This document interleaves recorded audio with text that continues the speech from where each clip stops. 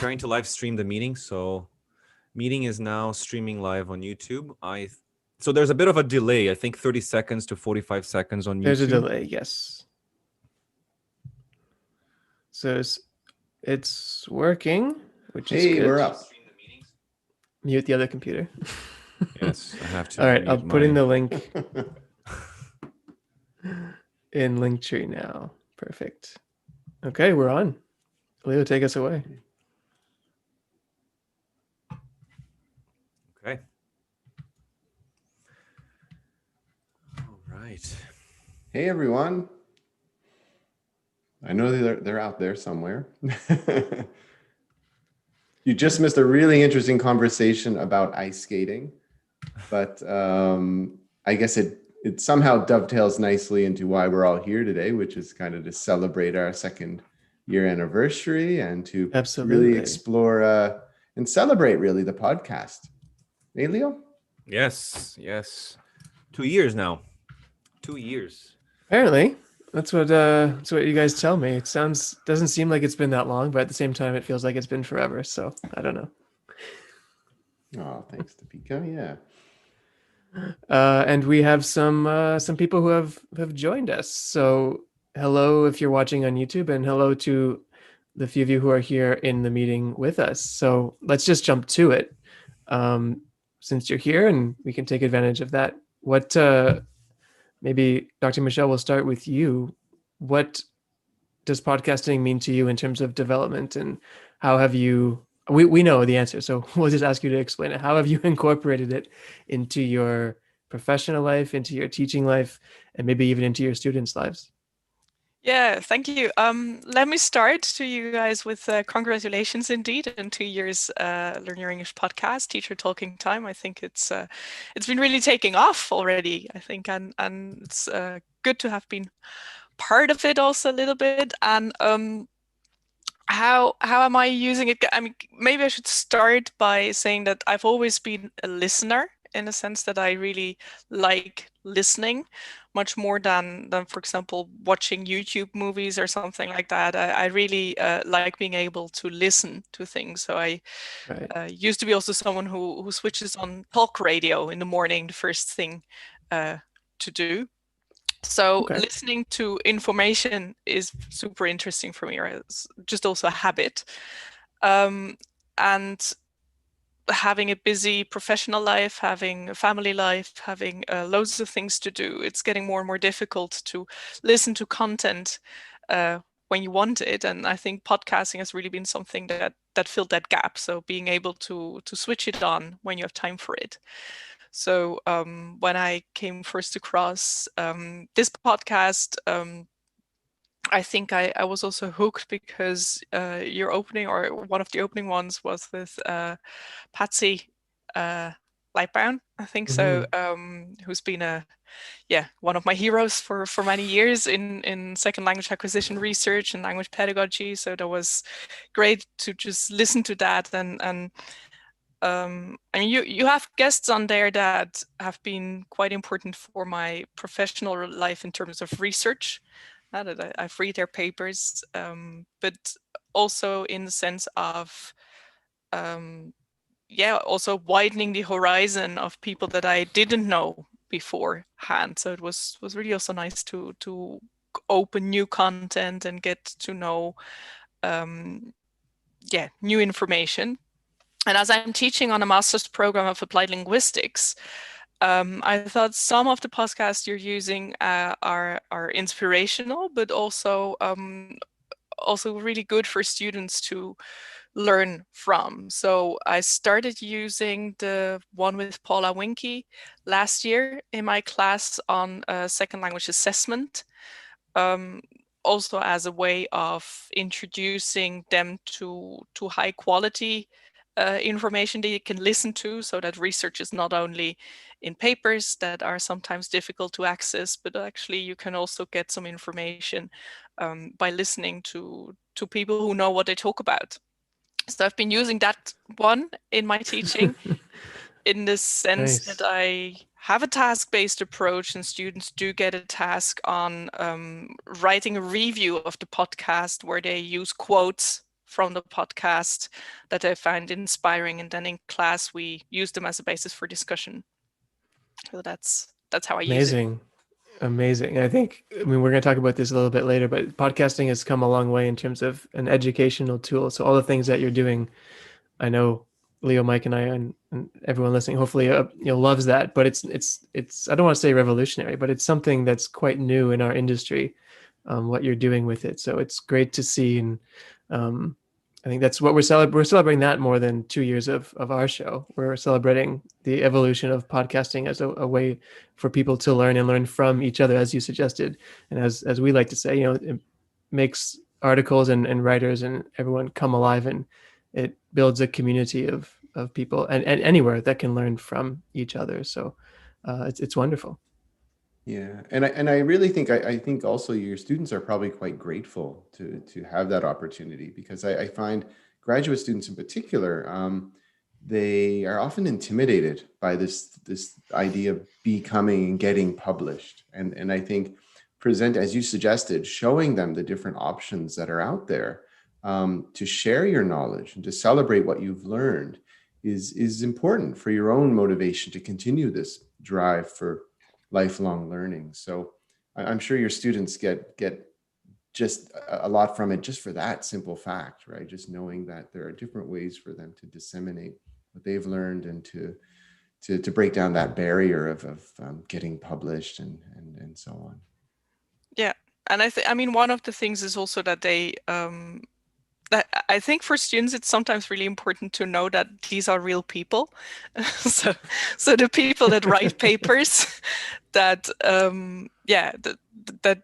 that indeed they have a voice, and I mean, personally, I've also I just love the one by Jane Willis, and I think I'm using her paper, her works in so many years in my teaching, and then just being able to listen to her coming about basically in from a language teacher to researcher to such an important author in the field of task-based language teaching, and also listening in and finding out that she's such an inspiring speaker as well. I mean, that's I think really good and great for students also to see that these are not just people that write articles, but they have a story to tell. It is And actually they like telling surprising. it. Yes. I was just going to say, it's surprisingly that that podcast, that episode is actually not one of our most popular episodes. Actually, Dr. Mariah Michelle is the #1 most listened to episode of the Teacher Talking Time podcast. But I remember doing that interview with Mike, and we were just so excited throughout the entire interview because it was such a long conversation. And I think one of the most beautiful things about podcasting, and I was talking to Mike about this before we started recording the show, is that podcasting, it's a different way. It's perhaps a more viable option for teachers, for people who are looking for non-traditional ways to develop professionally. Because normally in our field, in our industry, when people think about professional development or even personal development, they normally think about either taking courses or attending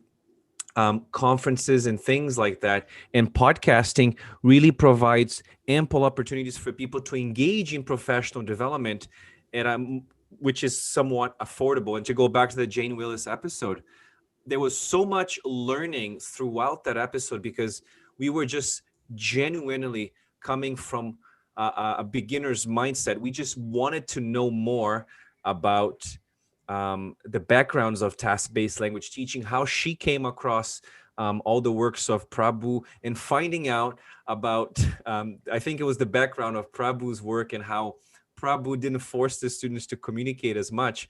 That's something that you won't find published in any paper. Hmm. And I remember being really nervously at the beginning. I think my voice even shook for the first question. And but it goes back to what you said, Dr. Michelle. It's this idea that that we're reading about these people and we hold them up on such a high pedestal, and then you just learn that they're just people. But you wouldn't know that, because if all you're doing is reading what they're getting published, it leaves that kind of coldness, that barrier there. And I know that it's unintended, right? Like they don't mean to come across as cold researchers. It's just that that's the genre, that's the vernacular. So having this other alternative platform is great. It's great for them to network with their audience as well. Yeah. And I actually also think that what Leo was saying before in terms that attending a course or attending conferences, it's also something that people who want to engage with new content, it's really hard to fit that into your life. But I mean, I usually do it when I'm or listen to podcasts when I do the laundry. So that's typical my 15 minutes and I can listen to it, in the, yeah. So, and others can listen to it on their commute. And it's just really an excellent way of engaging with content that's exciting. Um, yeah, and fit it into your life. And then as said, to have all those people from all over the world that can just join and tell you what inspires them and keeps them going. I think it's really cool. I'm a shopper. When I go to the supermarket, that's when I listen to podcasts. That's my go-to. It's funny, I don't listen to them at home, which is I feel like what most people do. But when I used to commute back in the days of commuting, um, I used to listen to it on the commute, and now it's going for a walk, my afternoon walk or whatever, and going grocery shopping. Basically never at home, although sometimes, but it's kind of curious, I guess. Leo, when do you listen? Oh, I actually have. I wanted to get into the research later, but I have, before we answer that question, Andrew, I conducted a very informal research with teachers in our Instagram page. We have about 6,000 people, 5,000, I don't know.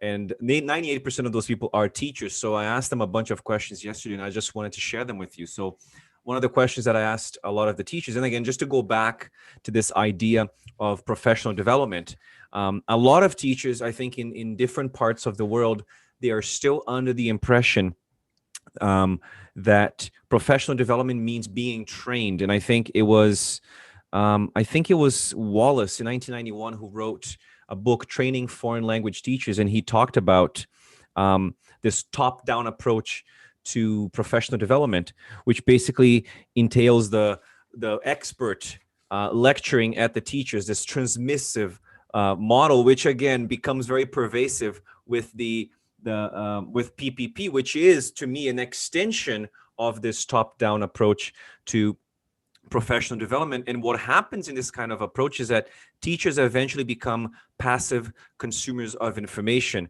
whereas podcasting is more what we call bottom up, because it involves reflection. It involves something, it involves a level of agency. As most of you have said, you can actually decide whether or not you want to listen to a podcast. And I think it was research by Steve Mann and Walsh, who basically call this professional development in the wild. And I really like that, because it's really moving away from the boundaries of being in a classroom, developing. And as you said, Mariah, there's no opportunity most of the time for people taking a course to really engage with the information. And I was talking to a teacher recently, and she said she took a training course, and the training course took about a week. And I said, a week? And she said, yeah. And all we did was reading and producing papers and doing case studies, but there was very little engagement, very little, almost no opportunity for them to reflect, for them to design, for them to have this dialogue with regards to what they're consuming. And just to go back to the research now, to the question, so 71% of the people on our page said that they actually listen to podcasts. And then I asked them, do you find that you actually learn from podcasts? 92% have actually stated that they actually learned something from podcasts. But here's the interesting thing. And I asked them, did you know that there is a growing body of evidence suggesting that podcasting is indeed an effective way of learning and developing? And then we have a bit of a division here, with 60% saying yes and 40% saying no. So it's still somewhat relatively new to a lot of people. And the other question that I asked, do you benefit personally and professionally from listening to podcasts? And approximately 90% of the people have said that they actually have learned from podcasting. So I think there are a couple of very interesting findings for us to discuss here. Very interesting. Yeah, and I wonder if it's just a matter of perception, Leo. Like it goes back to what you said earlier a little bit about how people view professional development or conceptualize it, right? Like if you're conceptualizing it as something that you receive, then it's not surprising that you might have, say, 40% who feel that podcasting wouldn't necessarily associate with professional development. But if you take an alternative look at it and you think, okay, so as I'm listening to this podcast, I'm internally kind of constructing my own understanding. I'm relating what's being said in the podcast to my own situation. Then I'm developing, right? Or if it's like you and I, if we're working with, we're interviewing Jane Willis, and we're building that, we're constructing that dialogue as we go along. Then we're building our knowledge through your ideas, through my ideas, through Jane Willis's input, and we're developing that way. So again, just I feel like it might be a matter of perception, right? If you view development one way, it might change the way you approach how you listen to podcasting. But overall, yeah, I think it's, without a doubt, there's lots of things going on as you listen to these podcasts. Even if you're shopping like Andrew, or doing the laundry. Like Rarely shopping. I try not to. Try not to. Yeah. But yeah, I think because there's just to finish up, there's just a lot of reflection that goes on, and it's both internal and co-constructed in many ways. Yeah. There's one thing I wanted to add to that, Mike, before Andrew takes over and we move on to the next point here. But and I think it was same Mann and Walsh talking about this idea that bottom-up development doesn't always involve listening to podcasts. It could be anything from like watching a YouTube video, or it could be reflecting on a classroom event, or writing down some of the ideas that you had, or some things that you wish you had done in your class. So I think we're still very much stuck on this idea that the only way teachers can develop is by taking courses. And I think in a lot of settings, in a lot of contexts, and I think you know which context I'm talking about, people are still very much idolizing this idea of taking training courses. And I think it was Borg, just to piggyback on what you said, Mike. Borg was the one who said that this bottom up not only encourages reflection, it is a reflective model, but he said that it really promotes this critical engagement with, as you said, Mike, with the received knowledge while developing your own understanding of your beliefs and practices. And I think all of us, I remember this in the Jane Willis episode, and even in the podcast with Mariah, and even in the one with Jason Anderson, as I'm listening, I'm able to really reconceptualize and reframe some of the ideas that I have about my own philosophy of teaching, and trying to see what fits and what doesn't fit, or whether I agree with this or whether I disagree. And sometimes I found myself rewinding parts of it and thinking, I don't know if I agree with that. So there is some sort of development happening there, but we don't, because it's not formal. It's not, we're going to school, we're taking a course. We don't perceive that as development. Yeah, it's I don't know a lot about the concept, but this notion of ways of knowing, right? Like by doing that, you're thinking, well, what do I really know about this topic, right? And how can I demonstrate that? And maybe it is, as you suggested, hitting pause and reflecting a little bit, going back. Does that jive with what I do in the classroom? So it's really neat how you can take something like a 2-hour podcast and really break it down and to relate those different sections to your own knowledge and your own classroom situation. And it goes both ways, I imagine, because I've never written a research paper, but I would imagine if I had 15 years ago and I was invited to talk on a podcast in 2021, likely what I wrote about has changed in the last 15 years.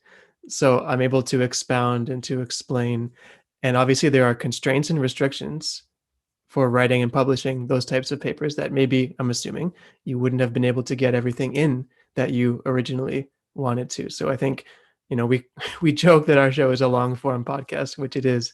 Leo always jokes that our webinars are 4 hours and our podcasts are 8 hours, but they can be if you want them to be, if you rewind and you really kind of taskify, if you will, listening to any show that you listen to. You can get out of it what you want. And you kind of beat me to the punch.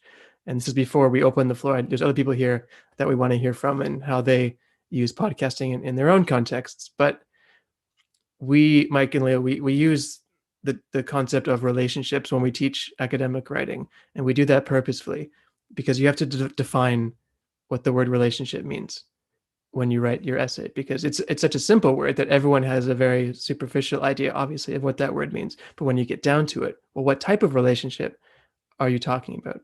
What relationship between whom? And I think professional development is another one of those words where it's so pervasive and it's thrown around so much for good reason. But what does it mean and how do you define it? And I don't know that we can, other than saying you have to define it for yourself and for your own context. And I think podcasting is one tool that allows teachers and us to take from it what we need to, as opposed to what Leo talks about a lot with top down and being told or being talked at, in terms of what I can get out of it. I hope not just our show, but all ELT related podcasts allow teachers to take from it, and the experts as well, to take from it what is necessary for their own development. And that's my TED Talk. It's a lot of interesting points there. I would like to hear from some of the people that we have here, a little bit about their own experience with podcasting. Do you find that as you are listening to a podcast, do you find yourself reflecting? Do you find yourself pausing? Do you find yourself rewinding certain things, writing things down? I remember when I listened to, because I usually listen to every episode after it goes on the platform, and I find myself really reflecting on a few key ideas and trying to expand on those ideas when I go for my own walks. So perhaps we can hear from some of the people who are here with us today. Mm-hmm. Talk a little bit about that. How do you listen to podcasts? What do you get out of it?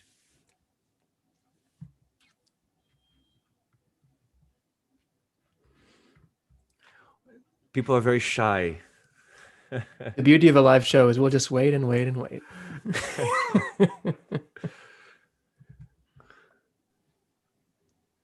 I'm just gonna unmute myself. Sure.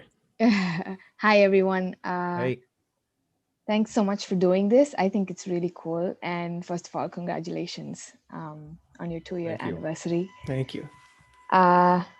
Again, like Andrew, when we used to commute to work, when I used to commute to work, I would listen to all sorts of podcasts, not just educational ones, but entertaining ones as well. And my all-time favorite is A Way with Words, because I have, even before I became a teacher, I've always been a word nerd.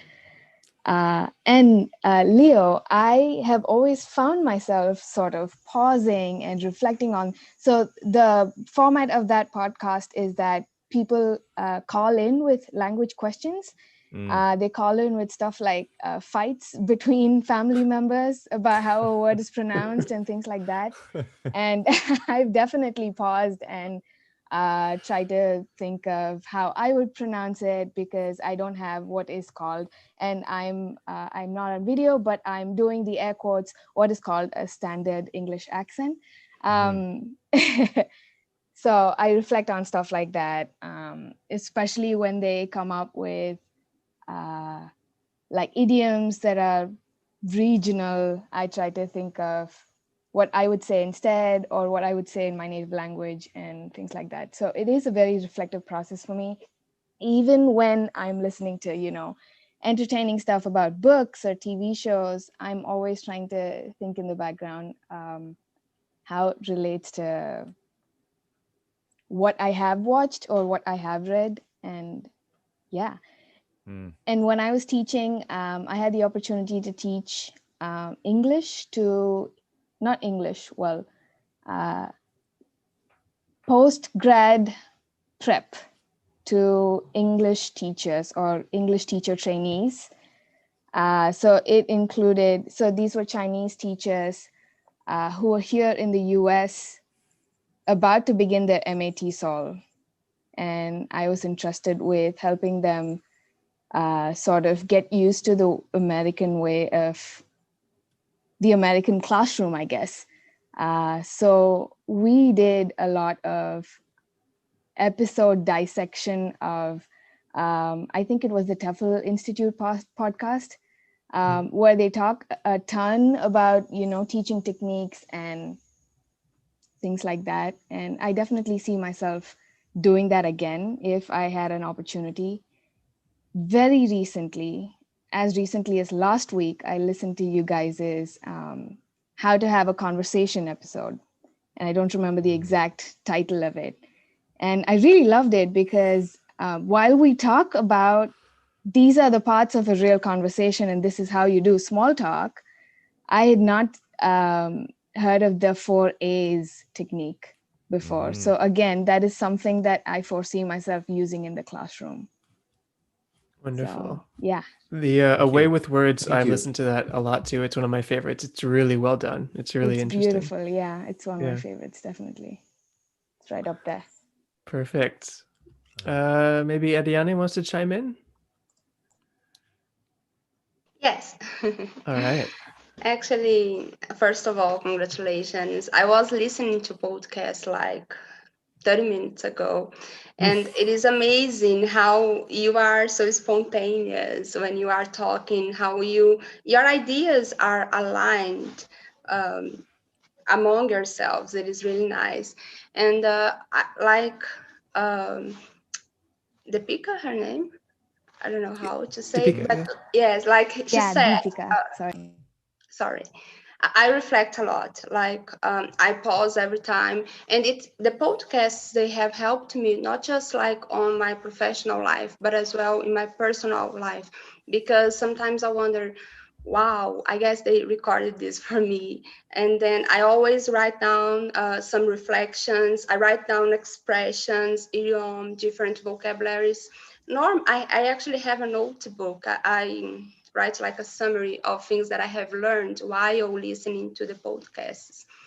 The content are really good. I have had opportunities to learn about different authors, different topics. I also share them with my students. I encourage them to listen to the podcast. Actually, we have done some activities with 2 podcasts. The one about keeping the conversation, that they're difficult to keep moving on with the conversation we normally stall. And the other one was about visualization. We worked with these 2 podcasts and they liked it. Like Mariah said, it is real people talking, and then it is nice. They feel part of their own learning process. How did it go with your students? Really good. Actually, they love it. Like they said, the podcasts are good, easy to understand, the pace of the communication, even the words. They said that they could keep like following the ideas. Yeah. I don't know, because I just like love Teacher Talking Time podcast. I listen to it all the time. So that's it. I just wanted to say thank you, because honestly, it has helped me a lot. I listen to Teacher Talking Time podcast every day, and like every time a different reflection, different learning. Just for me to be here talking, it is already an improvement. Thank you Oh, very that's much. great to hear. Yeah. Thank you. Thank you. There's a lot of interesting things there, Andrew and Mike and everyone listening to this, because when I was doing my research, I was looking into the advantages of educational podcasting. And interestingly enough, one of the main sources for my sources in the dissertation was actually one of our guests, Fernando Rosell Aguilar. And he wrote an article in 2007. I think it was called Top of the Pods. and it was a seminal paper because it was the first published paper on podcasting. And I used a lot of his ideas. I quoted him quite a lot, and then eventually Mike and I had the opportunity to interview him for the Teacher Talking Time. And I think it was right when the pandemic struck. It was like beginning of March, if I'm not mistaken. It was, yes. Yeah. Right. But one of the things he said, it's funny because what everyone is saying is exactly in line with what the research suggested, that podcasts have a lot of potential as language learning tools as well. They can advance learning in areas such as pronunciation, vocabulary, grammar, listening, speaking, and they can also act as supplementary learning aids. And I think Mariah can talk a little bit about that with her MA students. And as some of you have said, Deepika and Ediani and other people, reducing this isolation, because teaching is a very lonely profession, because you're stuck in a classroom and you very rarely Especially have, these days. right? You have no contact with people, and promote this sense of belonging. And I thought this was only, especially the part about developing your language, because when I was doing my research, some of the people that I've interviewed for the paper, they were Brazilians or Spanish speakers, and they said that they benefited tremendously from listening to podcasts because it really improved their listening, their listening skills in general, because they said that they don't have a lot of opportunities to listen to English outside the classroom or the textbook. And I thought this was only with non-native speakers of English, but interestingly, I had two native speakers. One guy who was living, that I interviewed, and he lived in a very small village in Italy. He said, the podcast is the only exposure that I have to English. And he said, I was losing my English because I've been living in Italy for such a long time, and listening to the podcast really helped me with my listening skills. Not to mention the fact that, as Ediani mentioned, it really promotes this lifelong learning mindset, which is something that we're constantly talking about in our podcast. And of course, as Andrew mentioned, accessibility, flexibility, allowing multitasking. As Mariah said, she's doing her laundry, Andrew is shopping, Mike is ice skating and listening to a podcast. I'm usually going for a walk. It's just a breath of fresh air for those who seek a different kind of input that is not just written text. And podcasting isn't new. It might be relatively new to our industry, but it's not new in general. And there's hundreds of thousands. I mean, whatever you're interested in, there's dozens on that topic that you could choose from. So it's very accessible. And yeah, I mean, obviously we're biased because we love them, but they're a great tool for sure. And I think the accessibility goes both ways. And this to Deepika's point, Leo, surely, like in our preparation for the podcasts, like we're going through, we are researching, just so you know, like we're getting the background information, we're finding out about alignment, we're delving deeply into task-based language teaching. But I think for the creators, and of course, if you were to create your own podcast, the creation and development side of it really helps you think about how you're going to translate your ideas to the audience. And I know, Leo, you and I you especially have been playing with the Feynman technique lately.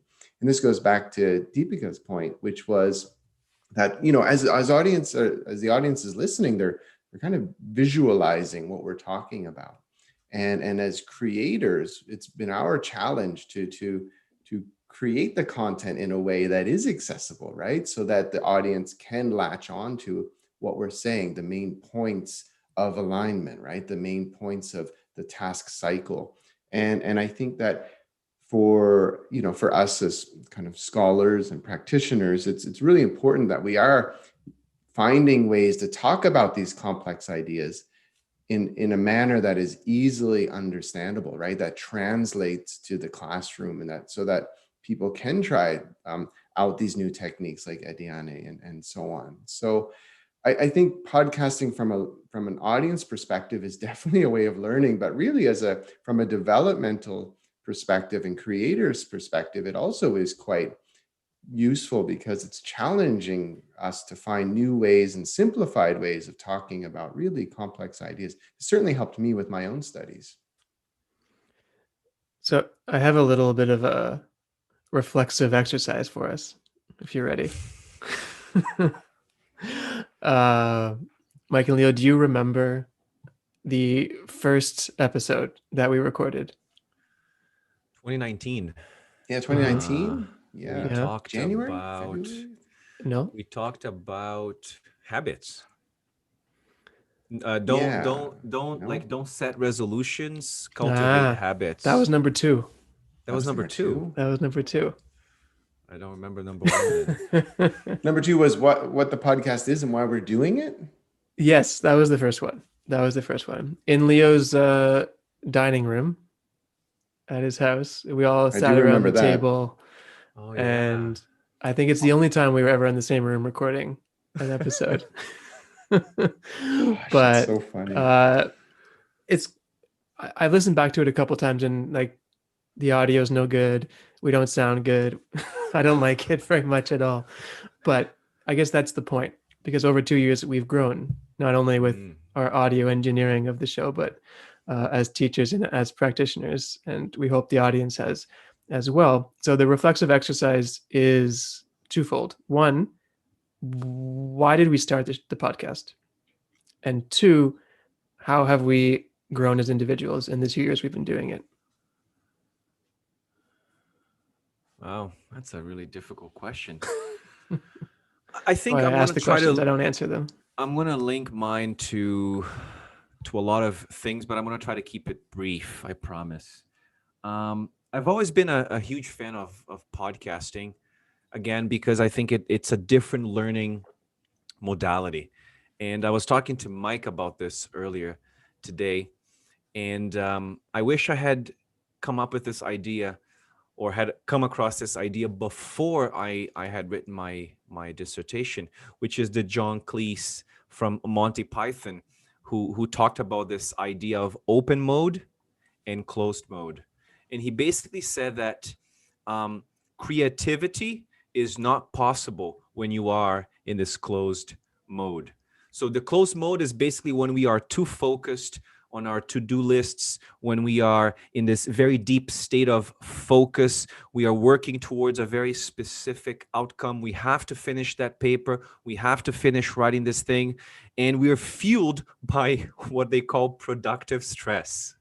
So it's that adrenaline, and you can't really, you're trying to get it done. By contrast, the open mode, according to him, is more relaxed, it's more expansive, it's less purposeful.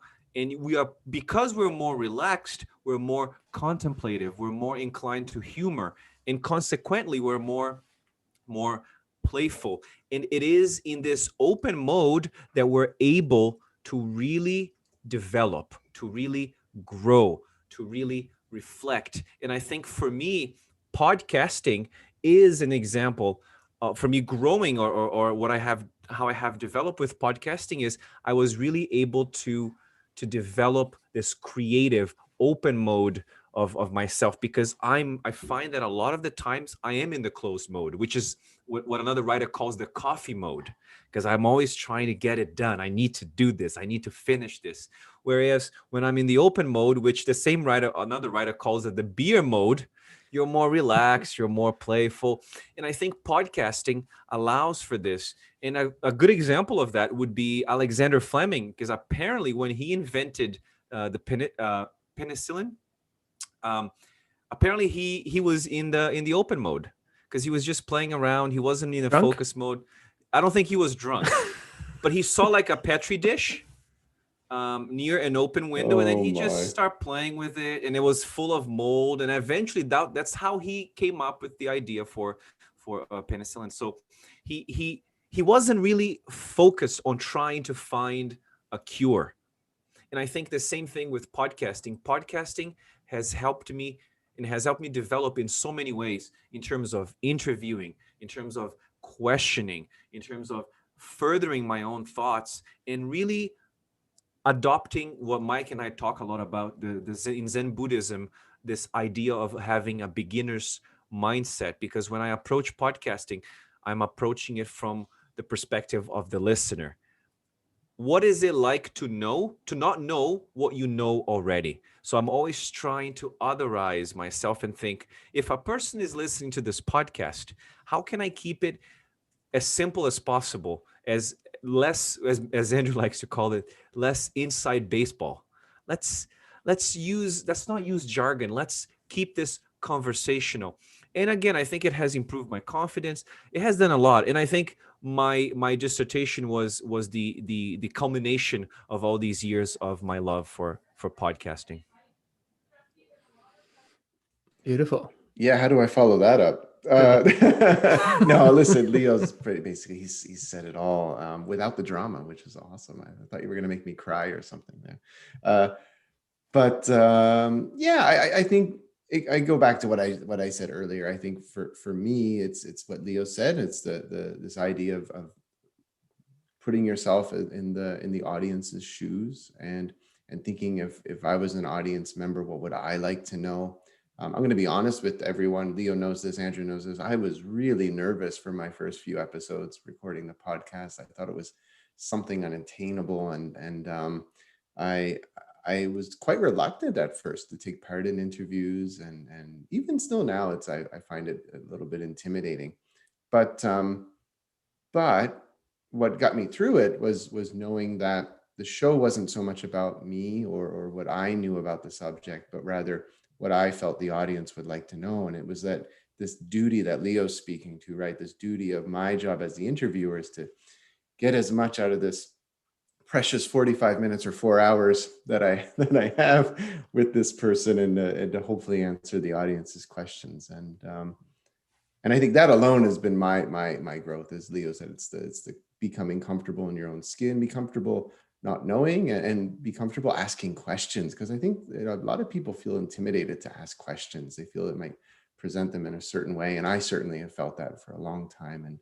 And I think the podcast has been a real safe space for me to kind of just ask questions and to discover. Yeah. And I think I have to say, I've also learned how much work they are putting together, because Andrew works endlessly with on the production side of it and the editing. Kudos to Andrew. Yeah. Kudos to Andrew for keeping this going. I have beer for that too, so it's okay. Beer mode. Beer mode. Yeah. It's not supposed to be 24/7 though, Andrew. No. What about you, Andrew? I mean, all of that. I don't want to repeat. I mean, it's the same, but I think for me, apart from learning how to put a show together, like on the engineering side, which is really cool, and I'm a dork, so I'm kind of into that kind of stuff, is that community. And I know, Leo, we're gonna get to your research here shortly, and that's one of the factors you talked about is how podcasting builds a community, and kind of, it's corny, but brings people together, and globalization and the whole thing. But for me, there's very specific examples of that. And Leo, you were there for both of them, where we went to conferences and we basically just walked up to very well-known people. Paula Winky, one of them. And I almost didn't do it, right? You convinced me to do it. And I said, just ask her. And I said, no, she's a keynote speaker, right? And we just went up and I just asked her, do you want to come on the show? And she said, absolutely. How can I make it happen? And she said yes. And then Mariah said yes. And I can't think of someone who said no. And then we have Scott Thornbury coming on next month. And it's not about stature of people per se. It's just that it's a community of people, and it does kind of bring people together. And I think it's a great, not to romanticize the whole thing, but I think it's great. And we're, making people on a very similar plane where we can all learn from each other. And that's been my favorite thing. And I didn't expect that, to be honest, at the beginning. Go ahead. Can I chip in here? I think it was Masatoshi Sato who said on his in his episode that if the work we do as a researcher doesn't go out and doesn't reach teachers, then it's useless. And I think that's one of the reasons why at least me and my colleagues, I think, in the field are so eager, probably also to even participate. So and would not say no, because I think one of the biggest frustrations of us, and talking about us as the community of researchers, the SLA researchers, into second language acquisition is that we have all that research, and it's very hard to see that a lot of teaching, not a lot, but some teaching completely ignores that, and it's not, and I think that's really where you fill a gap, in the sense that you bridge that, because yeah, I think the way how we write it up, or which also is another community where we also are expected to write how we write it, is not accessible and not meaningful for teachers. So there's some other initiatives. Like, I'm sure you know about the Oasis, open accessible summaries of research that is freely available now. But this is another way, to also make sure that people hear about what we've been finding.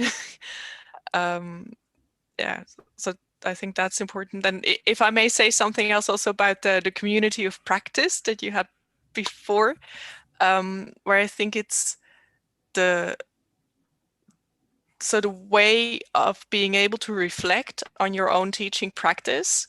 I think that's just super important. And even there's research out there that shows that if schools have more money, it would be better to basically give teachers more time to reflect on their practice, to come together and talk about their practice, rather than, for example, making classes smaller. That's often something we say, oh, we have too many pupils, I can't focus on all of them. But there's research that supports that actually if you keep the class size the same, but give teachers more time to talk with each other about their practice, that is more meaningful, has bigger effects. I feel like Mariah kind of answered the question why we started the podcast. There we go. Very Sorry. much so. We can't do it. We But forgot. No, to that's answer great. Yeah, that yeah. question. We didn't answer that question. We didn't answer that question. But I If don't think we that's- didn't have anything in mind when we started this podcast, did we? We didn't have like a very No. specific aim. We're going to create, I think, as Mike said, when we created the podcast, we just really wanted to be able to talk about the things that we are learning. I don't even think we thought of it as an interview show. No, I think No. we just thought we would talk about things we thought people wanted to talk about. But then it turned into, well, now there's a guest, and now there's another one. Now there's another person who is interested in participating. And it, like everything in life, it just evolves and turns into what it is. And this is the iteration that it is now. I'm sure there'll be another one 12 months from now. Yeah, you're right, Andrew. It eventually became an interview podcast. Long form interviews, because I remember Mark Jones saying like, well, the podcasts are quite long. Yes. Well, but that's the whole point, right? We don't want, we find that you can't really have a deep conversation and really get something out of a 20-minute conversation. I'm sorry, but our podcasts are aimed to be 90 minutes. And as Mike said, most of the time we were very nervous. And just a side note, I remember reading Mariah's papers in the past. And when I saw her at the conference, I said, oh, Andrew, Mariah Michelle is here. Maybe we should go talk to her. And eventually she was having she was buying some sort of coffee and a donut or Double-double a or bagel, something, yeah. a double at a Tim Hortons in Ottawa. And that's when I kind of approached her and I talked to her. And then eventually we've developed a friendship and she came on the show. But it's great because, as you said, we met a lot of people. I remember when I was interviewing Susan Hunston, I couldn't sleep at night because I kept thinking, I was like, I read all her papers. I know everything about this woman. And I was so nervous before that. But eventually, once you start the conversation, you realize that these are just human beings. Anyway. Exactly. As we kind of move on here a little bit, because we will be here for 4 hours if we don't move on. But that's very interesting, Mariah, about the funding or allocation of funding in terms of that, because that is really interesting. We've heard lots of feedback on our show and teachers saying that they congregate and they do meet voluntarily with their colleagues to talk about not just what they hear on our show, but on other great ELT podcasts as well. So that sounds very interesting. We can link it if it is open source. That would be very cool. I know, Leo, you wanted to talk about just before we get to your research, because podcasting as a development tool, sure, but we can also use podcasting as an assessment tool. Mm-hmm. And I thought we could touch on that briefly because it, as we've experienced, and I'm sure lots of others have, it's more than just what it sounds like. And we have a new project coming up with Carleton Mm-hmm. University in Canada, where we met Mariah and lots of other people, and Paula Winke as well, to work with their MA program on podcasting and using podcasting as an assessment in their field. But Mike and Leo, you are more are better to talk about this than I am. How can teachers use podcasting as an assessment? Well, I think Mike and I can talk about this, but Mariah can also mention this because she's used our podcast in her MA program. But one of the things that I did last year was I was teaching an EAP class, and I basically encouraged my students to, instead of doing another academic presentation, I said I would like everyone to actually choose a research paper. I think I asked them to choose a research paper from the conversation, which I was introduced to by Mariah. And I said, pick an article that you like from the conversation. We scaffolded the entire assessment into first, you're going to read the paper. You have to prepare Which is a some notes. website with articles. Yes, Yeah. yes. Mostly, yeah, I think you have research from Canada, the US, New Zealand, UK, Spain, all parts of the world. And what is interesting is that by having the students actually create their own podcast, it has something that Mike can actually talk a little bit more about, which is this developing this sense of agency and, very important, investment. They are definitely more invested in the task because they are the ones who are going to be producing. And I think this engagement, this development of critical, something that the TOEFLology people talk a lot about, this development of critical co-presentership, which I've developed with you guys, this stimulus for autonomy. It's something that we really need to be doing more in education as opposed to tests. I think podcasting really gives us an opportunity to look at different types of transferable skills that I think students are going to need in the future. The ability to interview someone, the ability to read a research paper, to summarize that, to come up with questions, and then host an episode live for 10 minutes. That's not easy. That's more difficult than having to memorize a bunch of information that you're never going to use in your life and then just regurgitate that on a piece of paper for your prof. Right? Mike, what do you have to say? Yeah, I would agree with everything you've said. I haven't used it as a tool in my own classroom, but I've experienced it as a student. And I think that it's very helpful, especially for graduate students who are conducting their own research and thinking in long term about how they're going to eventually talk about their research, both as Dr. Michelle said, both formally and published journal articles or periodicals, or informally, quote unquote, informally through conference presentations or modes such as mediums such as podcasting. But the project that I experienced firsthand was kind of tied into what we have run in Canada, which is called the 3-minute thesis competition. And part of that is for you to articulate the main points of your thesis or dissertation in under 3 minutes in a way that captivates your audience and kind of demonstrates your own command of the knowledge, but also your ability to show, as Leo and I like to say, some sort of emotional connection to the content.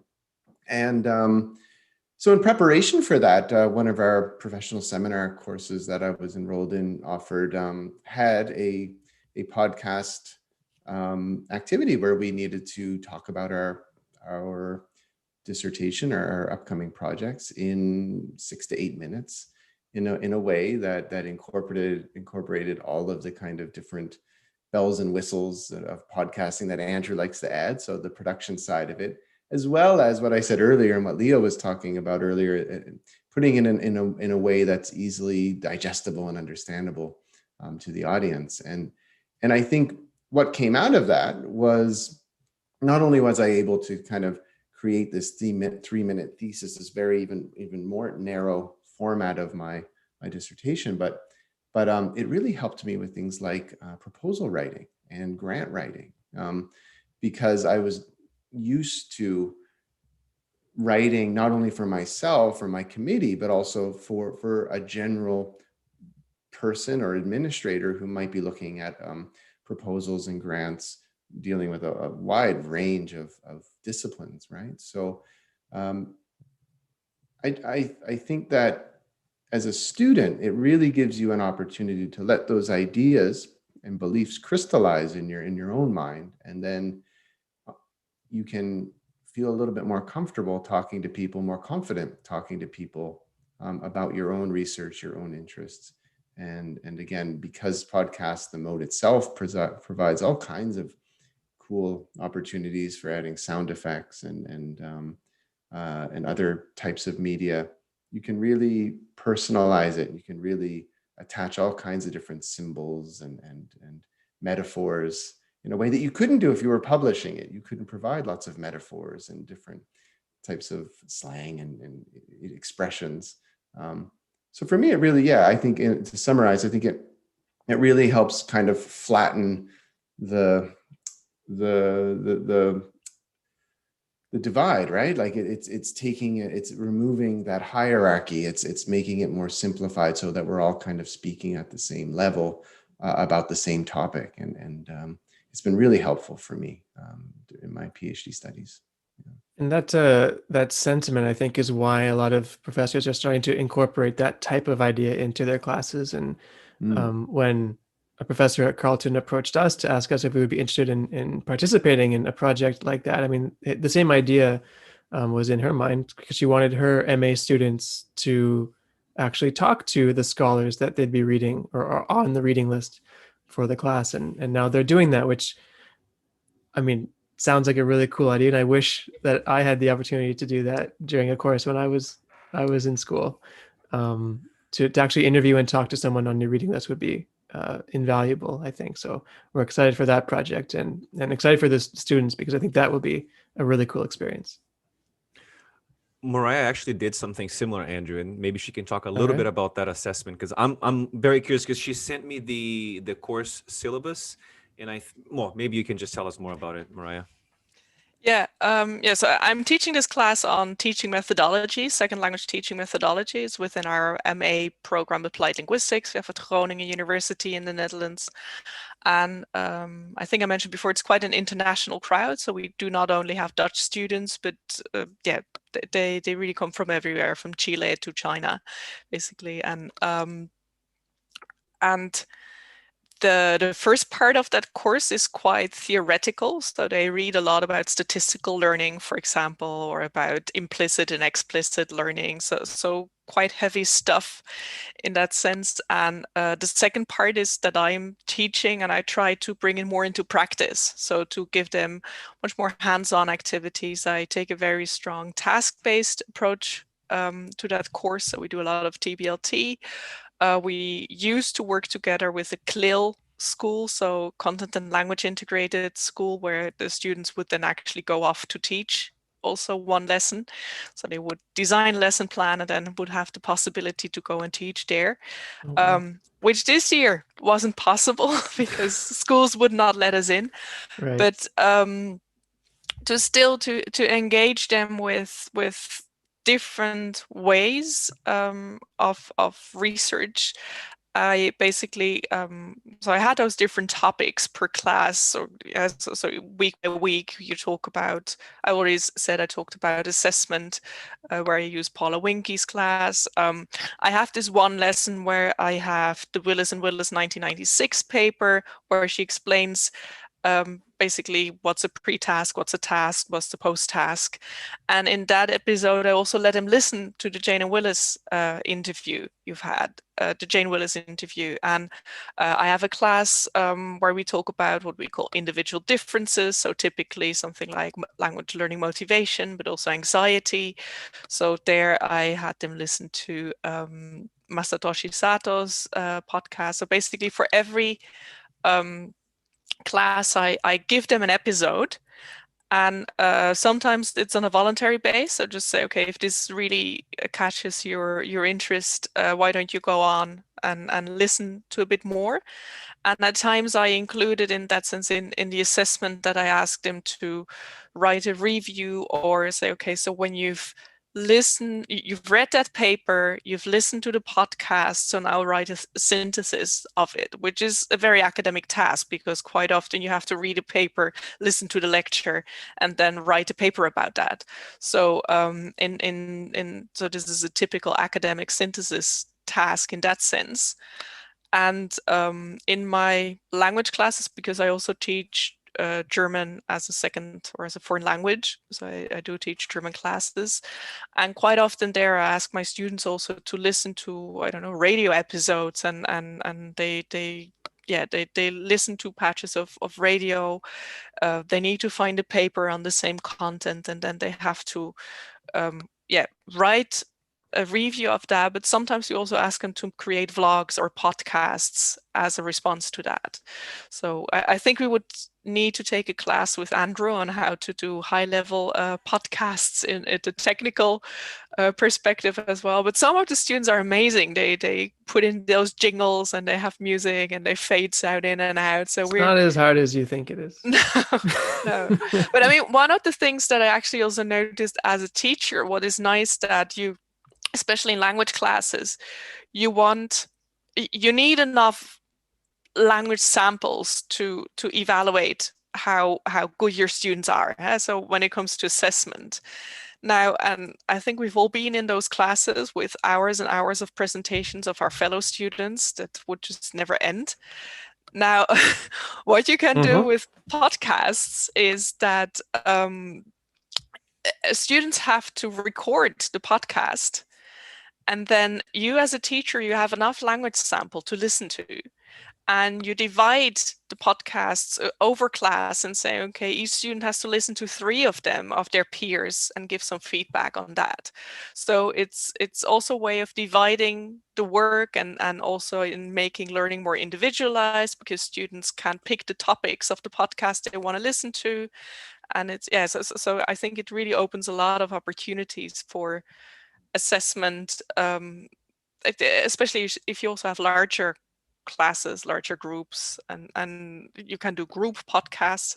You have a group podcast basically, so you can ask them to work together, and I think it just opens a lot of opportunities from all different sides. And it sounds like that the students are, as Leo said, they're demonstrating a lot of investment in this activity, right? They're taking ownership over it. They're adding the jingles. And it's, hey, listen, I'll tell you firsthand, like knowing what jingle goes with the definition of intercultural communicative competence is really, it makes you think deeply about, what you want to project and what you want to say. Beer mode. Yeah. What is that jingle? Yeah, I'm also interested, Michael. What's the jingle for intercultural communicative competence? I couldn't think of one, so I actually changed the metaphor, and it was a blowing leaf. And then I had leaves blowing in the wind. So that's good. Because one has to go with the wind, right? I like it. What's Thanks interesting, for asking, though. just before we jump into the research, but just to add to that, to what Mariah was saying and what Mike just said, my students actually went beyond what I had actually asked them to do. I asked them only to choose the paper that they want to research, prepare the script, not a script, but like an outline of the podcast, find out who is going to be the person hosting and the other two who are going to be talking. And then eventually at the end, the other students were actually asking questions. So I decided to incorporate that as part of the assessment, because everyone was genuinely interested in the articles. And as you said, Mariah, I had lots of students who actually chose interesting articles based on psychology, because that was their major. I had students who chose papers based on engineering, students who chose papers based on business. So it was actually very easy to group these students because they were based on their own interest. And one of the things that I wanted to add is I had a group of students who actually because they were doing the podcasts live, and I wanted to see it live because I wanted to add an element of difficulty and complexity to it. But I had a group of students who actually had claps. They had all the sound effects prepared beforehand, even though I didn't ask for that. So I think that's the beauty of it, is because they felt like it was theirs. And I think with education, when you feel like something belongs to you and you have complete ownership over the entire process, I think you become more invested in that. Speaking of investment, Leo, you spent about 12 years, not just joking, writing a dissertation for investment in podcasting. Well, all of you are here. That's Mike so is here. rude. That's, Andrew is you're here. gonna, Mariah is something's here. gonna happen to you. You're gonna slip on some ice today, Andrew. You were all part of it. You Oh, I were can't go all outside, part so, of this. yeah. You were all part of this. You were all part of this. Mariah was every day pushing me to get into the coffee mode, into the close mode, just write every day. And then some days I would go into the beer mode, the open mode, and just read and think. But one of the things I wanted to say about the dissertation and the thesis is it was a piece of advice from Michael a long time ago, and I told him this earlier this in our conversation today, that when I was about to write my thesis, I didn't know what to write about. I wanted to write about task-based language teaching, but then again, there are so many papers published on task-based language teaching. I thought about lexical approach. I thought about pattern grammar. I thought about a bunch of different things, but there were already a lot of other research on those areas. So I said, what is something that I really care about, that I'm passionate about, that I could actually be more invested in? And that's when I decided to choose podcasting. And Mariah actually helped me with piloting the interview questions. I remember that we did the interview questions together, and she said, oh, this question is not good, this one is good, change this, change that. And eventually I spent 6 months of my life alternating between beer mode and coffee mode. But I was very happy with the overall result. And just to talk a little bit about this, the question was exactly what you said, Andrew. How do teachers perceive the use of ELT podcasts? And again, there were three sub-questions. What factors contribute to teachers taking the decision to listen to those podcasts? What are some of the benefits of using podcasts as a tool for professional development and personal development? And the third question was something that I was genuinely interested in, which is, can podcasts be incorporated in pre and in-service teacher training courses? And if so, how? And eventually I interviewed about 20 people, and the findings are here. We can talk a little bit about the findings. Let's do it. But I feel like we've already touched on all of them throughout this episode. But I'll just talk about a few things. One of them was the factors that contribute: social media, right? People who use Twitter eventually will find out about the podcast. People who are on Instagram or Facebook will eventually find out about the podcast. Another impetus to listen to podcasts was the fact that people were learning from these prominent ELT figures, right? So many of the podcasts that we have out there, they're hosting very prominent ELT educators and renowned researchers, such as Mariah here with us. And I remember one guy said in the interview, he said, the big name celebrity is really important. I'll never forget that. Oh, if there's a big name, I'm going to listen to it. So, and there was one teacher who said that he doesn't have money to attend conferences because the school doesn't provide for professional development. So for him, podcasting was another way of I was just going to ask you a question about your research question. What motivates teachers to listen to podcasts as a form of development in place of another form, or as their only means of developing? I didn't get to that part. Okay. I didn't investigate that, but that's a good question. Okay. That might be a good poll for the Instagram account. Yeah. Yeah. That's a good question. So a teacher that does nothing to develop and then starts listening to podcasts, for example, which I'm sure it's the most accessible way to do it, or the example that you just gave, Leo, where a development plan that requires some kind of financial investment that may be feasible, may not be feasible, whereas podcasting requires time investment, but nothing financial. Yeah. Well, I think I remember one of the respondents said that you don't get the chance to see the people who are leaders in the field. Like, for example, a teacher who works at a public school in Mexico probably can't really afford to go to the UK to attend an ITAFL conference, or to go to Europe to attend an SLA conference, but they have an opportunity to actually listen to, Michael Long, or they have an opportunity to listen to Masatoshi Sato, even though they're never going to be able to attend the conference. And if you think about this, the conference, they only present for 25 minutes, whereas the podcast, you're listening to them talking about the research for about an hour and a half, if they're listening to our show, of course. Yeah. Other shows are shorter, and I respect that. But also availability, right? It's very flexible. That's another point that I wanted to emphasize, is that the fact that it's portable, it's on your phone, that really it removes friction for development. You cannot say that you don't have time to develop, because all you have to do is open your Spotify and click, or Apple Podcasts, whatever you use, and then you can listen to it. Another thing that was interesting that I found was the idea of different learning modalities, but we've already talked about this. But one respondent said that because he suffers from ADHD, he said that reading a journal article was really, really hard for him. So he said that podcasts really helped him maintain focus because they're bite-sized and kind of matches his attention span sometimes. So that was an interesting finding.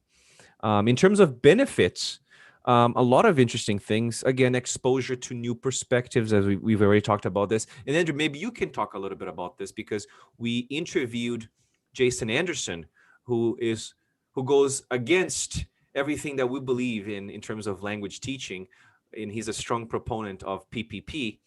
And you said at some point that you found yourself kind of like agreeing with him throughout the interview, even though you don't agree with some of his. And Mariah is nodding her head, and she's probably going to talk Well, about I think that that's too. just the nature of conversation, isn't it?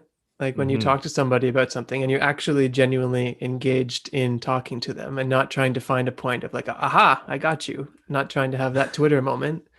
If you're actually listening and actually engaging, then yeah, I mean, Jason's a smarter person than I'll ever be, and he's well read and well researched, and doesn't have his opinions because he just made it up. So I think you can talk to anybody and really find points of agreement, even if, in this case, the broad approach that we take is different.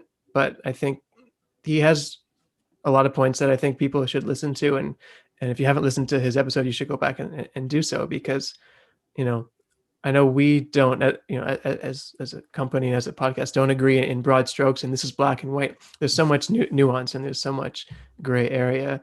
And to say that you should always do this or always do that, I don't think that's a very constructive approach to life, and not to teaching either. So, and I hope that we have a show that's balanced. I like to think that we do, and that to have a balanced show doesn't mean you just invite people on that will say, yeah, you're right. We want people to challenge our views as well. So Jason did a really good job of doing that. A good example of that was Brett Reynolds, who is against teaching collocations as well. So as you said, Andrew, we're constantly trying to bring people on the show whose views are somewhat different from our own, because that's the beauty of podcast. You don't really have to agree, but I find that when you have a conversation with someone whose views are completely different from yours, you actually end up learning a lot more. Well, here's a question that you like to say, Leo, all the time. It's from the Socratic method, right? Have you ever considered the possibility that you are wrong? And if we have the notion of, I'm going to have someone on the show that doesn't have the same view as me, well, the first starting point for me when I did that episode is that maybe I'm wrong. And let's go into the episode and with an open mind, and let's listen. And we'll do that with every guest in every episode we do that, go forward with the same kind of idea. But I think if you go in trying to, I don't know what the word is, but like cement what you already think, I mean, it's not really the nature of a long form discussion based podcast, right? Yeah. Yeah, and I think yeah, go Mike. Certainly, you know my stance. I always take an appreciative approach. So I'd go the opposite, Andrew. I'd say maybe you're both right. There are multiple truths and multiple different situations in which A is going to be a much more feasible option than B, and vice versa. And it's quite interesting that we as scholar practitioners are very free and open about how interdisciplinary language acquisition is, additional language acquisition is. Yet when it comes to how we do it, we're very narrow, right? Oh, this approach is better than that approach. So that's why I would just say that yeah, maybe we're both right. So let's just find out these different reasons in terms of how one might be more advantageous in another. And then we can get along rather than win arguments, which I think on different platforms, it's come down to winning of arguments rather than just sharing of knowledge and ideas. So hopefully that's been reflected in the podcast, and that's certainly a direction we definitely want to go. Absolutely. Just going back here into some of the ideas. Another one is what you just said, Mike, broadening your educational horizon. I think being exposed to different ideas, being challenged. I myself found myself throughout many interviews being challenged, even as I was listening to the episode with Jason Anderson. I found myself, oh, actually, this does make a little bit of sense. But what I really liked about that is what Andrew mentioned is like, what is the other side of the argument? How can I be less wrong? Because we're always focusing on being right. But one of the things I've been trying to do myself is I start with the presupposition that I'm wrong, and I'm trying to be less wrong in everything that I do. And a couple of other things that people were mentioning, it's the benefits. It's a platform for self-directed, bottom up in the wild CPD. A lot of teachers mentioning that it's very different from the kinds of top-down CPD that most schools would offer, because as you said, Andrew, and this is actually Andrew's quote here, it offers more agency because you can actually choose which episode you want to listen to, as opposed to, oh, I want to, I'm going to do a PD today on grammar, but you're not really interested. You're not really invested in that. But with podcasting, you actually can choose what you want to learn more about. What else? Opportunities for engaging in reflective practice, critical thinking. And one of the teachers mentioned this idea of being engaged and interacting with the ideas presented. And he actually said that there was actually space for me as a listener to kind of agree or just say, that's crap. I don't believe in that. But it's the reflection, right? It's this, you're actually using that open mode to reflect on the ideas that are reverberating through your mind. And not to mention, of course, podcasts really foster critical thinking, because you always have these light bulb moments, right? Yeah, that's pretty much it. Developing a community of practice. Yeah, go ahead, Andrew. Not to put you on the spot, but do you have any recommendations other than the obvious of, listen to podcasts? But is there something deeper? I don't know. From what? Sorry. From your conclusions. So, what would you recommend if I'm a teacher who I've never listened to a podcast for developing, and I guess this goes into if I want to use it in my classrooms too, because we ran a session almost a year ago called Pedagogy Before Technology. So podcasting falls into the technology category. So podcasting in and of itself isn't necessarily a great tool. It's kind of what we do with it, right? So how would you recommend teachers use a podcast that they like for their developmental purposes? That's a good question. I'm going to use different podcasts. I'm going to talk about a different podcast. Very recently, I listened to Tim Ferriss' podcast where he interviewed Jerry Seinfeld. I don't know how many of you know who Jerry Seinfeld is, but he was a very successful comedian. It still is, I guess, in North America. And he had a show back in the 90s, Seinfeld. I think we're all big fans of that show. Big time. But as I was listening to that episode, what Tim Ferriss was doing with Jerry Seinfeld is they were having a very nonchalant conversation, and they were basically they were trying to deconstruct how Jerry thinks or how he approaches the creation of jokes, his writing. And I use a lot of, to answer your question, Andrew, I approach podcasting as a way of learning new ideas, applying those ideas to my life, finding out what works and what doesn't work. And I spend a lot of time writing down at least 2 to 3 takeaways from each episode that I listen to, because I find that knowledge without action is really a waste of time. If you just consume information, but you don't really apply what you're learning, I don't see how you can actually develop.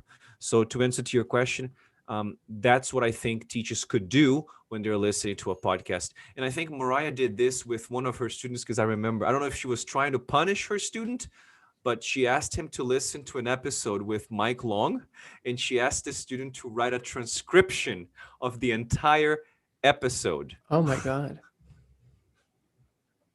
The long version. The Mike Long version. Now that's a task. Wow. The Okay. long version. I don't think I wanted the whole transcription, did I? Maybe because the person had really missed a lot of classes. Yes. I kind of I don't think you asked him. I don't think you asked him. I think he felt bad that he misunderstood. Yes, he felt bad But that this he missed brings some me classes. to an idea. Uh, No, but actually, I mean, I Punitive did measures. use that episode.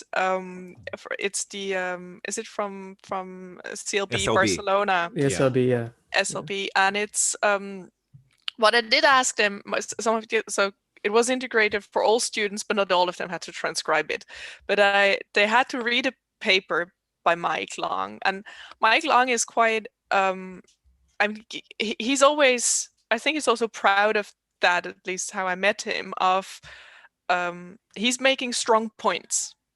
So he's not afraid of making strong points. So he also, because he really wants to trigger a reaction. And that's also what I saw actually. So I asked students, okay, so you've been reading Mike Long, so now you've been listening to him. And again, there was a synthesis task in that sense. And it was interesting what students brought back from that as well, in the sense that yeah, what episodes they liked and what statements they liked and what they found difficult. Yeah, to also, I mean, sometimes can also be difficult to listen to. So if you really don't agree, or if you think it's not what I want or what I would say. But, What yeah. I remember from that episode, and it was from the SLB podcast, and we'll shout out other ELT podcasts that we like before we're done here. But I remember the interviewer asking Mike Long in that episode where teachers who are interested in TBLT materials could go to find TBLT materials. And his answer was basically something like, well, that wouldn't exist if they're actually TBLT materials. Yeah, no, but that's yeah, because he really just said, Yeah. because it's always based on the needs of your immediate students you have here in this classroom. So, I find it interesting because I have a lot of whenever I do teacher trainings, also on task-based language teaching, questions say, so where do I find the book? So can I have a book on a real task-based book? And I'd agree with Mike Long that doesn't exist, and if it exists, it shouldn't. But, yeah. But a very provocative response, right? So yes, bang on there. All right, Leo, anything else to add with the research? No, I find it think fascinating that- because it's a topic that I haven't. I'm sure, Mike, you're the same. I hadn't heard of somebody looking into before, and it's a great, 2021 or 2020 topic, because it's moving the industry forward, which I think is always a really good thing. I think one of the things that I found fascinating was rereading my paper after so long. Okay. I was like, oh, wow. I didn't know I had written that. I was like, oh, but it's funny to see how I've actually evolved from when I wrote that paper. And I was like, okay, I don't feel that way about that anymore, which is a good thing because it means I have developed. But what I wanted to say, I think the conclusion is very simple, is that I think we need more studies. I think we need, one of the things I remember talking to my advisor about is perhaps we need to create more protocols where we have teachers, maybe groups of teachers. And I think we do this a lot in our teacher membership, where we try to link all of our challenges to the current podcast that we release. So for an example of that would be our November episode podcast, where we asked everyone to read an introduction to Dogme ELT. And the interview that month was actually Luke Meddings talking about Dogme ELT. So we had a chance to introduce the challenge. We took a vow of chastity. Every teacher who was in our membership said that they were going to teach a lesson without preparing, and they would just naturally react to their students' needs.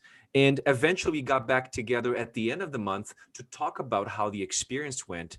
And I think that is the power of podcasting. That is the power that podcasting provides, because it creates this community of practice that Mike can speak more about in a second. But I think that's the beauty of podcasting. It provides an alternative to this very transmissive top-down model of education, where people are being lectured at, talked at, as opposed to podcasting, where it gives even people who are attending this podcast here. I feel like I don't know you, but when I'm listening to a podcast, I feel like I'm part of the conversation. I was listening to Tim Ferriss and Jerry Seinfeld. I felt like I was in the conversation because I was laughing with them. And I think that's the beauty. It's this intimacy that podcast, especially long form podcast, creates. Yeah, and just to wrap up what you just said, it's this kind of shared community that emerges from it, right? In terms of our membership, we unite around the podcast episode, and then we set some sort of task that helps us to actualize our knowledge, or to kind of practice what we've just learned, and we do it in the supportive environment with critical friends, critical peers who give honest feedback and oftentimes very supportive feedback, that leads to even further growth. So I think it's quite interesting what you just said, which was that you feel like you're an active member in that dialogue. I think that it goes back to what Deepika said earlier, which was that you're even in your own mind, you're taking part in that, right? And you're getting your own ideas from there. It's in the membership that you get to then test out those ideas and to share those reflections. And if you'll bear with me here, before we kind of conclude this episode, we did send out a request for people to join us today, which a lot of you have. And also, if you were unable to send in an audio sample on exactly what, Mike, you were just talking about, of how podcasting helps you, and if you're a teacher. And when you do a show, sometimes you don't get to hear from the people who listen. So in this case, if you'll bear with me, some of them are a little bit long, but I think that's a good thing. So I'll just play my advanced sharing options to work. Share sound. There we go. Okay. The first one is from our friend Mark Jones, who was on our show in July, Leo. Is that right? I think so, right? August. Mike's I think it was having August. Leo's, there you go. Yeah. In August. Forgetting to unmute myself here. I know. Let me know if you can hear it. Not yet.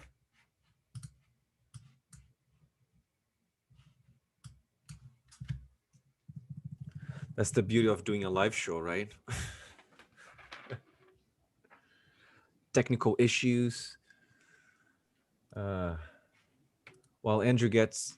Oh, I one think of he's the ready main now. reasons is that you can kind of do it whenever you don't have time, which sounds kind of strange, but you have to make a concerted effort to actually get into reading a book or an article.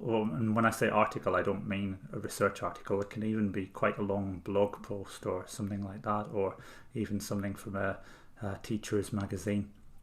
You need to kind of have a bit of time available to you to do that.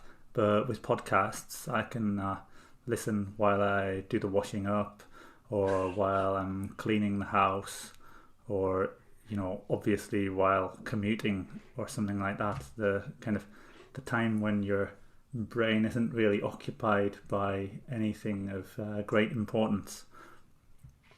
So it kind of occupies my time, and it means I feel a bit more productive or interested in things that I wouldn't normally be interested in, such as cleaning and things. Okay, so there's Mark with his Mark's great, and he was on our show. And it's funny, the three exact times and places that we said we listened to the Yeah, there's some real podcast. saturation occurring there, isn't there? Yeah. Okay, so let's go ahead here. And we have Karen next, who's a listener who lives, I should say, Mark lives in Japan, I want to say. Don't quote me on that, but I believe he lives in Japan. And Karen is a listener from who lives in Mexico. Hi there, I'm Karen Ruiz, an English teacher in Mexico City. Why do I love the Learn Your English podcast? In a nutshell, it provides high quality professional development opportunities to teachers. To me, the Learn Your English podcast is my number one on the go professional development tool. I usually listen to the podcast, make notes, and implement what I learned in my daily teaching. I also encourage my colleagues to listen to you, and sometimes we gather to discuss what we learned from the interviews. Instead of having a book club, we have a podcast club where we discuss and reflect on all the insights and teachings gathered from the Learn Your English podcast.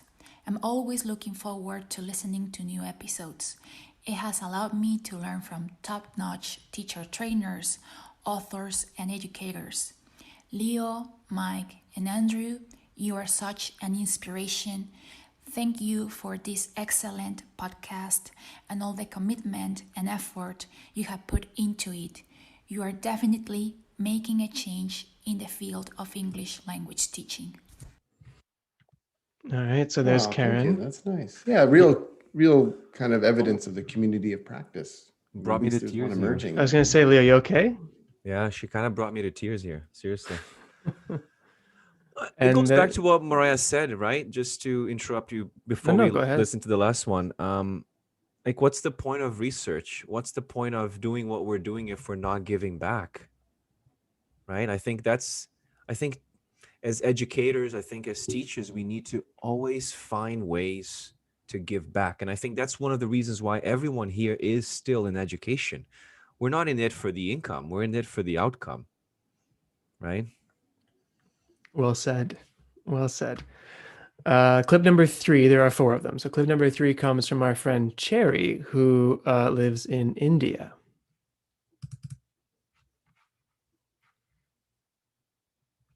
Hello. I would like to share with you how listening to podcasts has helped me develop professionally. As a teacher, I need to continuously innovate and upgrade my skills.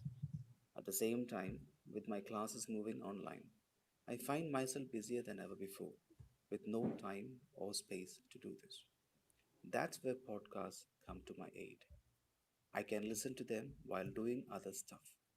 The variety of topics discussed in the podcast keeps me on top of my game. Secondly, listening to podcasts helps me beat the feeling of professional isolation. These recorded conversations by regular and guest voices fill my professional lounge with wonderful ideas and help me stay connected. Finally, I wonder what shape my professional development could have taken without me listening to podcasts. Thank you. Wow. I'm impressed. I haven't listened to any of these That's the point. testimonials. Yeah. So another, it's nice to hear how people listen, when, where, and how it's useful to them, if it is, of course. But not everyone who listens to our show or any show are teachers. So Adiane was nice enough to send in an audio clip from one of her students who uses our Cult of Learning series or Adiane encourages him to use our Cult of Learning series for language learning purposes. So let's hear just a short part of that one. Hello, my name is Jefferson Pierre. I'm Brazilian and I study English with teacher Adrian for almost 2 years. She told us about of teacher talking time podcasts on last year, and after this, frequently I use it to help to improve my English skills and learn a little bit more. A specific episode that helped me a lot was mastering the art of conversation. This episode teaches about the 4 A's, a strategy for encourage to keep the conversation going on and lost a bit of the fear to talk. Basically, the four A's are: the first one is ask, the second and the third A's works together and are answer and add more details or information. The last one is ask again. But the most important of this is the third A, add. They tell us to avoid using on short answers in our conversation. Always we need to add more details in our answers to keep the conversation. With these tips, always I try to use in my class to develop my conversation and help my classmates to improve too. So, in my opinion, this kind of podcasts are very good to improve, and we can listen when we are going to work, going to the school, or in free time. I recommended it for all the English learners. So there we go. There's another one.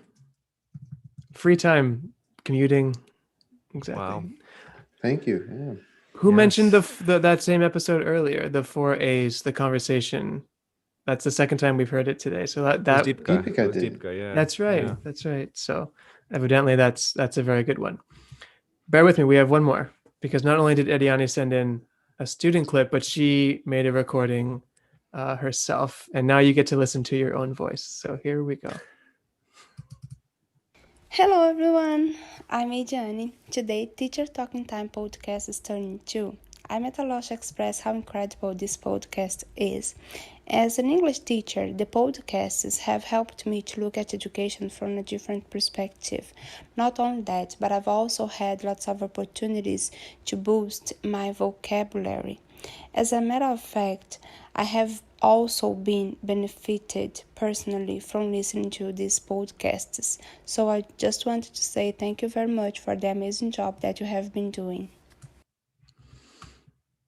All right. Screen there, and thank you, Ediani. Oh, Yeah. thank you. Wow. Wonderful for you to say. It's nice to. It's great to hear. It's wonderful. Leo's I getting think emotional. I am. I think that answers the question that Mariah kind of answered, and you posed this question at the beginning of the episode, like, why are we doing this? I think that's the answer right there. It's to really help people in communities where they don't have access to professional development, teachers who don't even know how to develop because for some reason we're still looking at education from a very old, traditional. We're in the 21st century and we're still using a curriculum that is from the 18th century, teaching using methods from the 19th century. I think that's basically it. I think that's the answer to the question why we're doing this. I think the reason why we're doing this is because we want to be able to reach out to as many people as we can. We want to be able to help as many people as we can.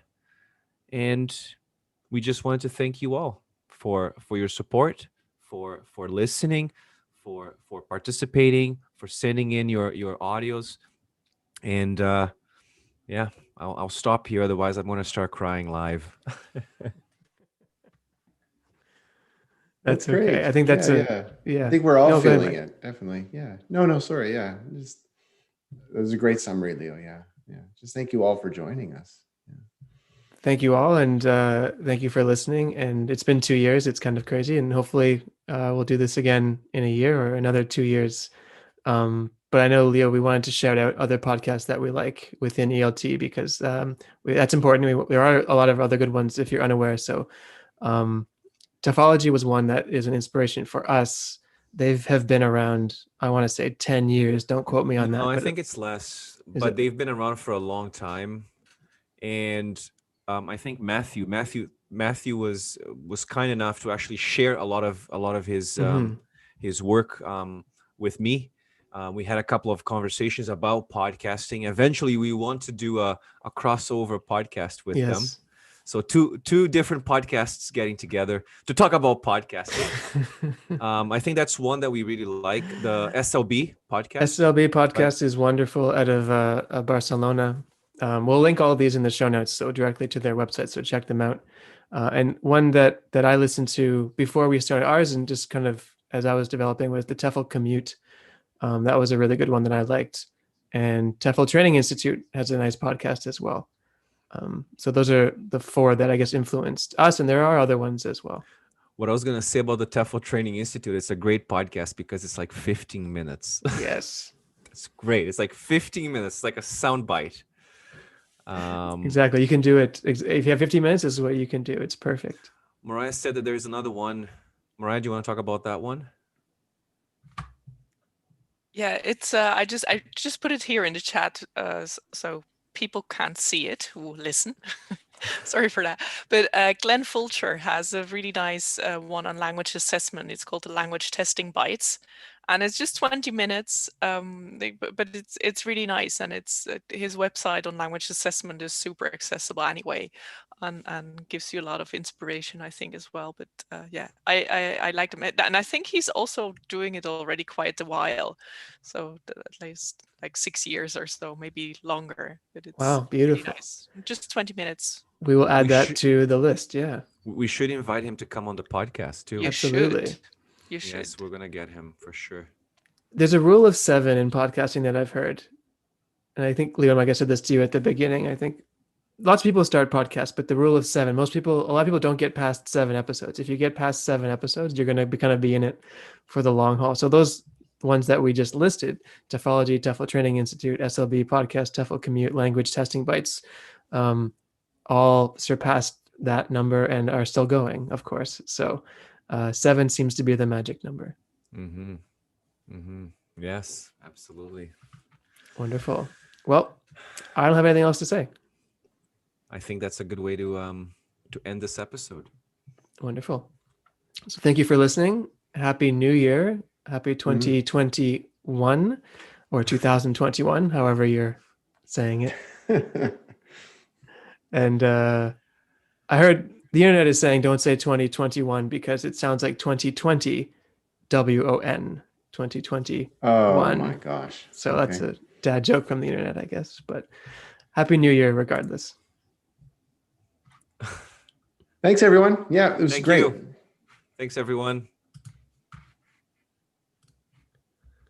All right.